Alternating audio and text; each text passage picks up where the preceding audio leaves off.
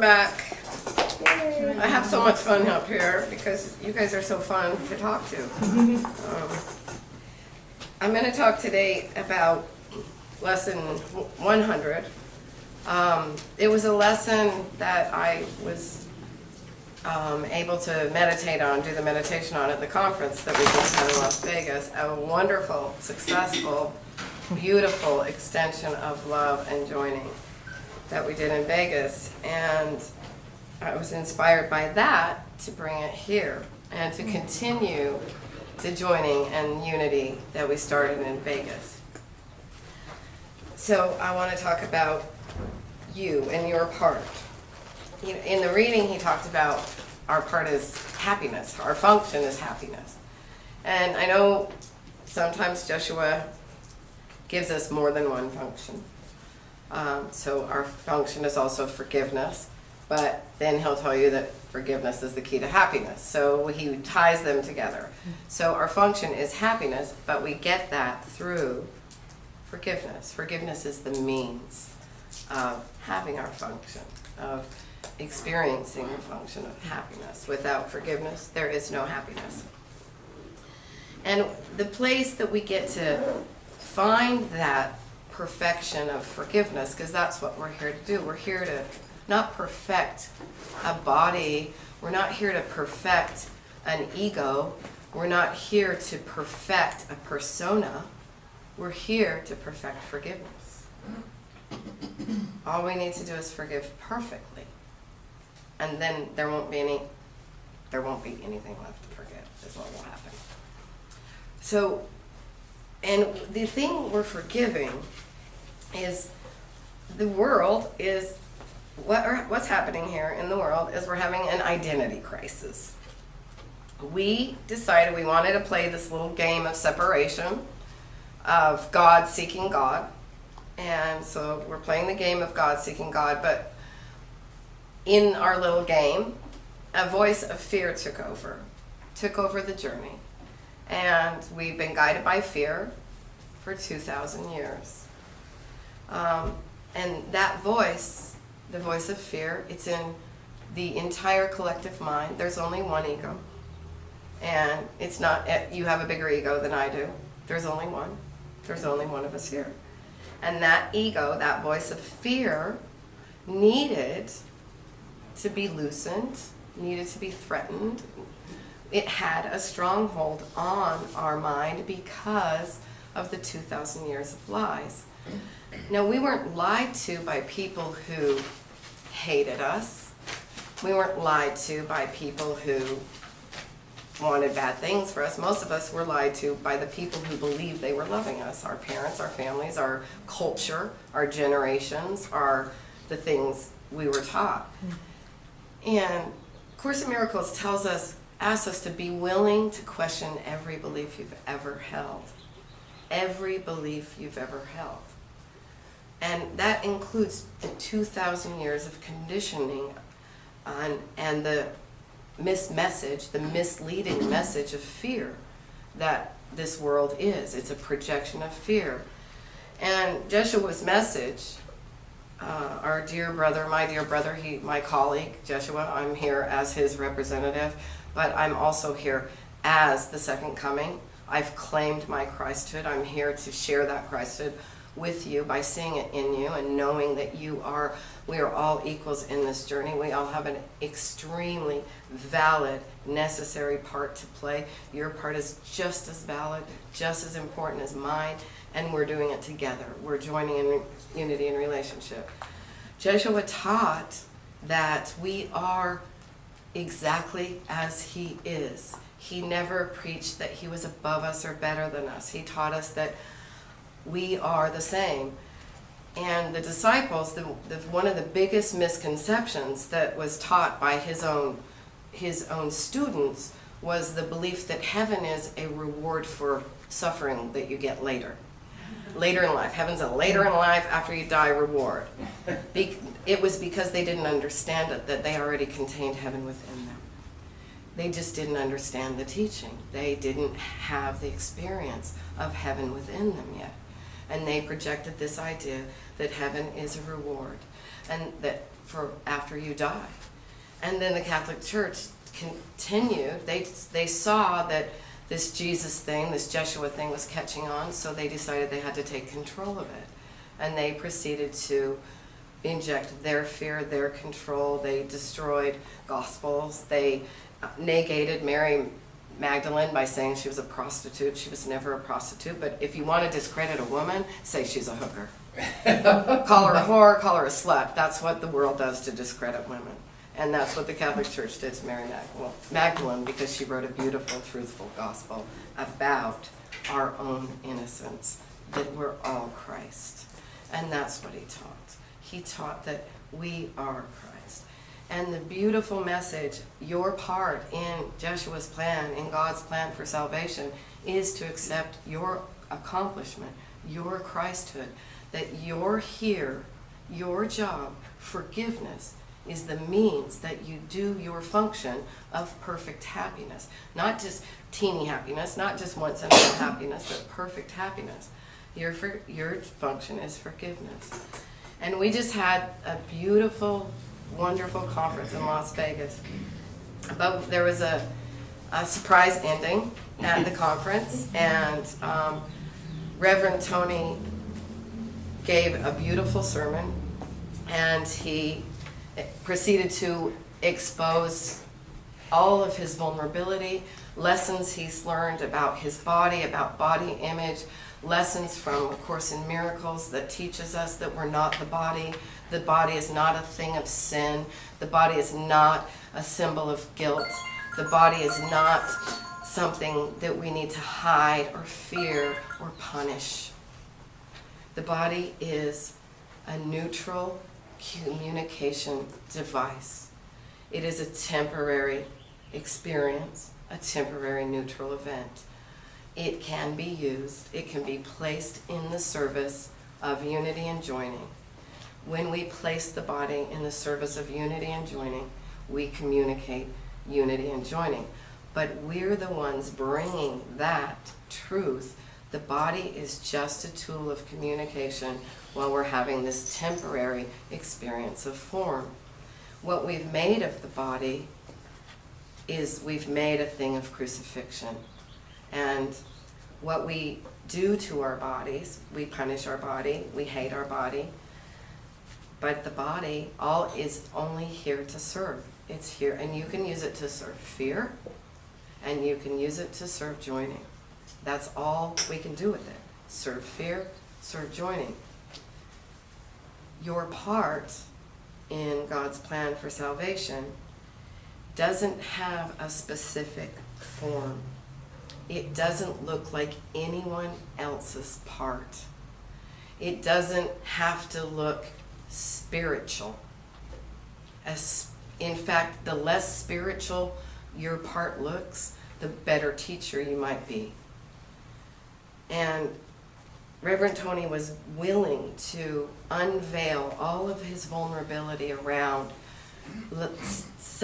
lack of self-acceptance around his body, and then bring loving self-acceptance to that. He unveiled his body and undressed down to his underwear.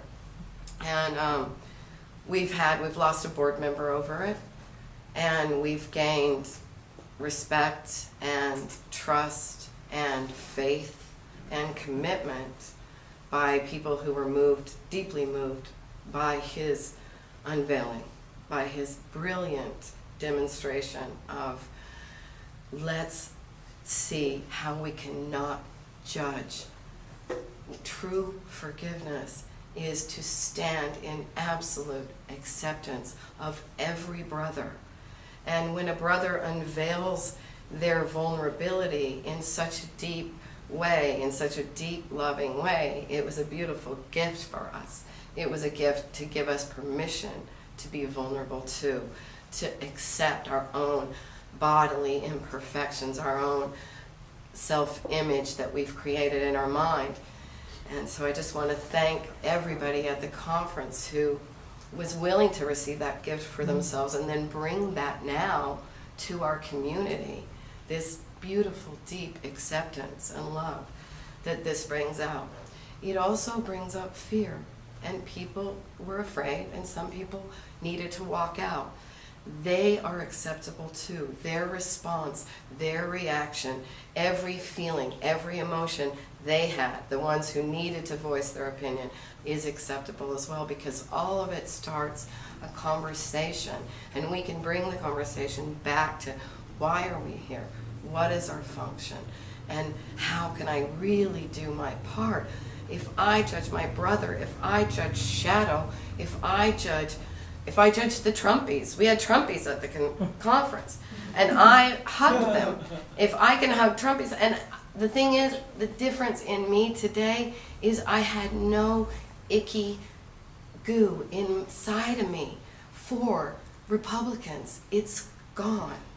It's gone. And that's a huge belief that I held. And that's a belief that if I abandoned my belief in thinking the Republicans were wrong, it's almost abandoning my identity, my parents, what came from them, that strong belief that they instilled in me.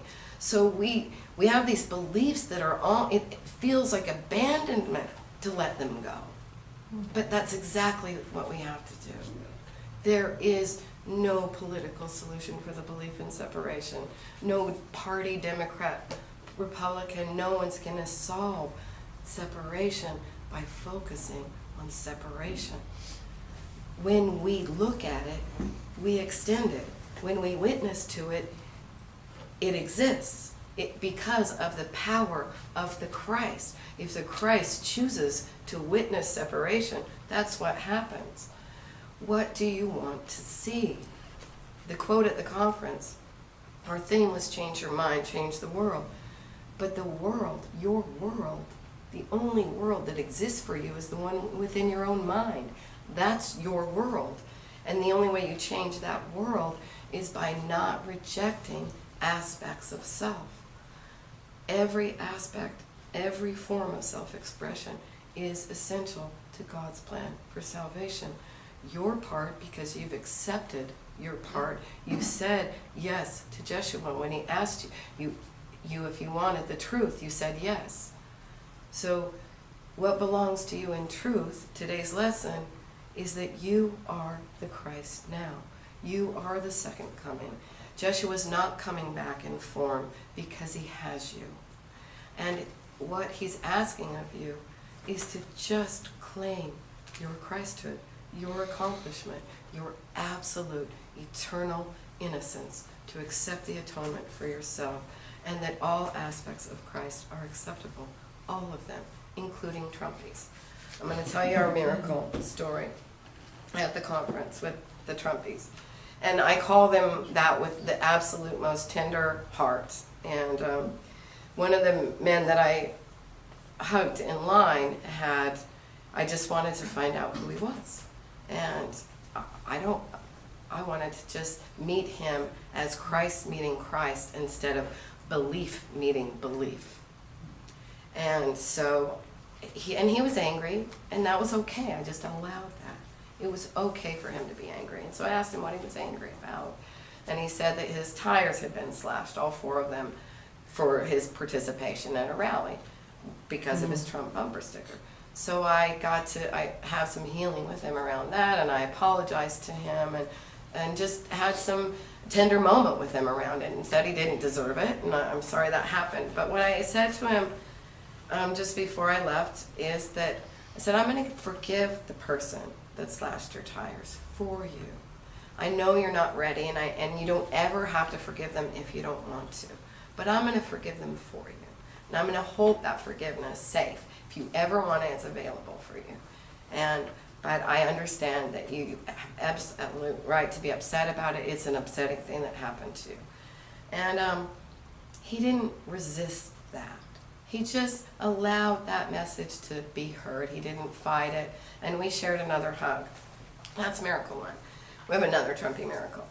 And the second one is, after the conference, we were going out for our celebration, our staff dinner on Sunday night. And all of the staff was together, and we happened to have one extra because our lovely, delicious Leslie joined us. And But I don't know if it was because of the one extra that we lost count, but we forgot someone. But another thing that happened is I forgot my backpack at the bus stop. And so I had a little freak out fear moment, and I reacted with fear. I even got up a couple times and had a hot flash and had to open the wrong window. The driver was not happy with Reverend Roxie. But he very graciously turned the bus around as soon as he possibly could, and to go back and get my backpack. At the bus stop, prior to boarding, we ran into David Hoffmeister. There were 11 or maybe 13 of us, I think. And we ran into David Hoffmeister and his crew, and he had just officiated a wedding and married a couple, and they were going out to celebrate. So there was this beautiful vibe of celebration. We just had this great conference, and the bus was just a love bus. And so there were 2 Trumpies on the bus, and everybody else was from the conference. So the Trumpies got to go back for this turnaround. And while we're riding back, Reverend Kim calls Tony, and she was part of our staff, and we'd left her behind. So, and I almost went inside my head and gave myself a thrashing for forgetting my backpack, which in the past I would have done, but I didn't. I went inside my head and said, this is perfect, and I don't know why this is happening, but there's no accidents in salvation. So I didn't beat myself up, get on my case for leaving the backpack. So Tony tells Reverend Kim we're coming back for her. But she calls him, meantime, we're almost there. She calls him and says she's on the bus, and I hear Reverend Tony screaming, "You're on the wrong bus. Get off the bus. We're on the bus that's coming to pick you up. Get off the bus." And just as we pulled in to the shuttle stop, Reverend Kim's stepping off the wrong bus, my backpack's sitting right there exactly where I left it. We got Kim, we got the backpack. I left the backpack for Reverend Kim. And that was essential to God's plan for salvation, and I almost judged myself for it. But instead, I got to bring just patience and love to even my ego reaction, my fearful reaction around it. I didn't beat myself up for that. I gave myself permission to be innocent in it, and we had this beautiful miracle. At the end, everybody got off the bus. I did tip that driver nicely, but I waited for the Trumpies to thank them as well for their patience and being so gracious. And Trumpies grumble because they believe that they need to, but they barely grumbled. It was the teeniest, smallest perception of a grumble, and that was such a gift of graciousness, because they really were just nice, and we can just love each other. There is a place where you can join with anyone in holy relationship. You can find a way to join, no matter what, as long as you're not meeting them with belief. You're meeting them as Christ meeting Christ. Remember, we are God seeking God here. God is experienced in the joining of our holy relationship, where no one is guilty, where everyone is innocent, where all aspects are acceptable. So what does Joshua ask us to see? What does he ask us to do in this journey? What is our part, and how can we play this essential part in a way that uses time as wisely as possible? He asks us to accept our Christhood, extend it to the brother in front of us, and witness one more thing. Rather than placing your consciousness, because our consciousness is our reality. Consciousness is who we are. Awareness is who we are. So we will be aware of what we choose to be aware of. We can put our awareness on separation, on seeing it, on judging it, on talking about it, telling a story about it, making it real, making it true, making ourselves right, and making someone else wrong. We can look at that all day long. We've done it for 2,000 years. We've focused on separation because we wanted to have an innocent experience. And at times, our focus on separation has been from the place of victimhood. And what that looks like is we're like babies playing with scissors, stabbing ourselves in our own eyes, saying, why is God doing this to me?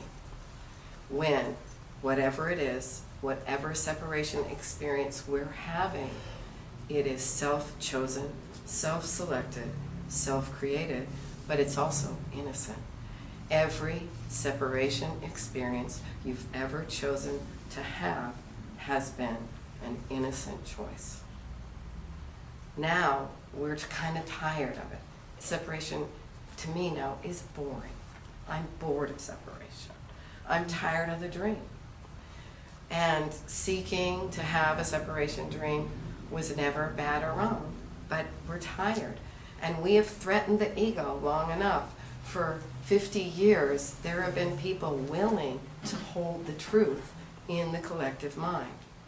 And that's all your job is to hold the truth in the collective mind. Your part is to hold your truth in the ashram of your life. Your life is the perfect ashram for you to hold truth in. You just witness truth. What's truth? That unity in relationship is the only thing that can exist.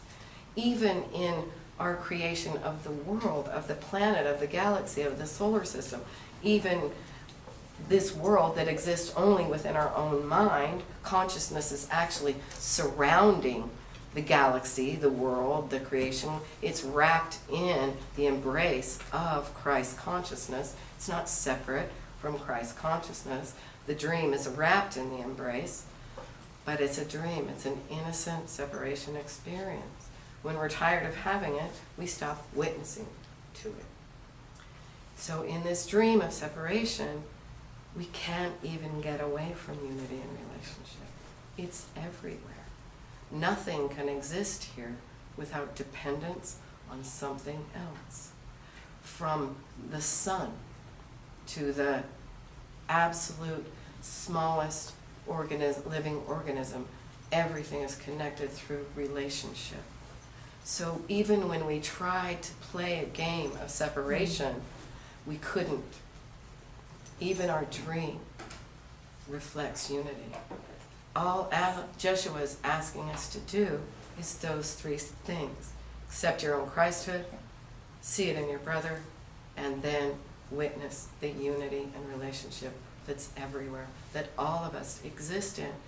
Separation hurts because we're thinking we're having this experience alone as a separate being.